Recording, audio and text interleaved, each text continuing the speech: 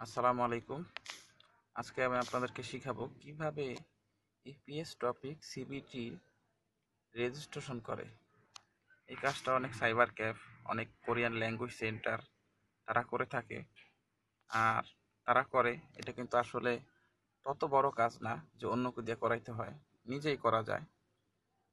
যার mobile, computer, net সম্বন্ধে কিছুটা ধারণা আছে তারা নিজেই পারবেন। শুধু শুধু অযথা তাদের কাছে যাওয়ার কোনো প্রয়োজন নাই, আপনি নিজেই করতে পারবেন। তো আসেন আসলে দেখি কিভাবে করে।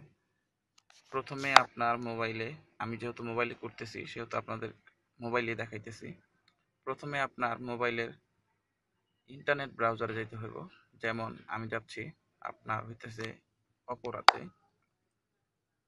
এটা হইতেছে একটা আপনার ইন্টারনেট ব্রাউজার। তো আপনার ইপিএস টপিক রেজিস্ট্রেশন করার জন্য অবশ্যই বুয়েসেলের একটা ওয়েবসাইট আছে, সেটাতে যাইতে হইব। আর সেটাতে যাওয়ার জন্য আপনার প্রথমে ওয়েবসাইটের লিঙ্কটা লিখতে হবে www.buesl.org.bd। এই লিঙ্কে ক্লিক করলেই আপনি চলে যাবেন বুয়েসেলের অফিসিয়াল ওয়েবসাইটে। তো দেখেন এই যে বাম সাইডে ইপিএস টপিক, এই ঘরের নিচে ইপিএস টপিক রেজিস্ট্রেশন, যেটা আজকে আছে। আর আজকে 10টা পর্যন্ত চলবে, তারপরে আবার এটা বন্ধ হয়ে যাবে। আবার বুয়েসেলের অনুমতি পাওয়ার সময় বুয়েসেল যখন আবার এটা সার্কুলার দিবে তখন চলবে। যেমন এই যে আমরা এসে পড়ছি আপনার CBT EPS topic CBT primary registration form. এখানে খুব সহজে আপনি করতে পারবেন। আপনার পাসপোর্টে আপনার নাম যেভাবে লেখা আছে সেভাবে লিখবেন।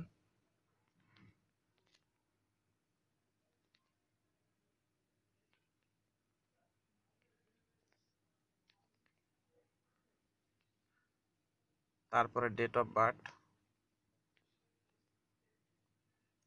মাস ঠিক করে নেবেন। যেমন আমি দিতেছি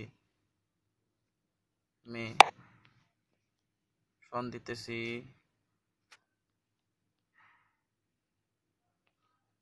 1985। এটা আমি আনুমানিক ধারণা করে দিতেছি, আপনার পাসপোর্টে যেটা আছে আপনি ঠিক সেটাই দিবেন। তারপরে 9 দিন 9, এই দেখেন 9/5/1985 আসা পড়ছে। এখন আপনার এখানে পাসপোর্ট নাম্বার লিখতে হবে।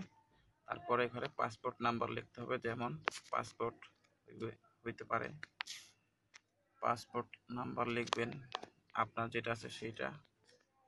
এখানে পাসপোর্টে যে এমবি অথবা সিএ অথবা এসি দেওয়া থাকে সেটা দিবেন, তারপরে নাম্বারটা দিবেন। যেমন আমি আনুমানিক দিতেছি, কিন্তু আপনি আনুমানিক দিবেন না, আপনি আপনারটা চেক করে দিবেন। একবার না হলে বারবার চেক করে দিবেন। হ্যাঁ, আমি শুধু আপনাদেরকে দেখানোর জন্য এটা করতেছি। আপনারা কেউ ভুল করবেন না। তারপরে ঘরে যেমন আছে সেল নাম্বার দিবেন, আপনার মোবাইল নাম্বার। তারপরে আছে সিকিউরিটি কোডটা হইতেছে এইটা। এখানে যা আছে তাই দিবেন।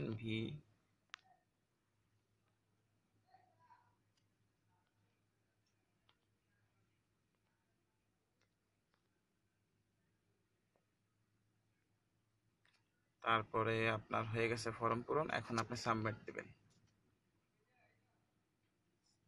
হ্যাঁ, দেখছেন হয়ে গেছে, সাবমিট দিছেন। এই যে আপনার কনফিগারেশন মেসেজ এসে পড়ছে, এইটা আপনি প্রিন্ট করে রাখবেন।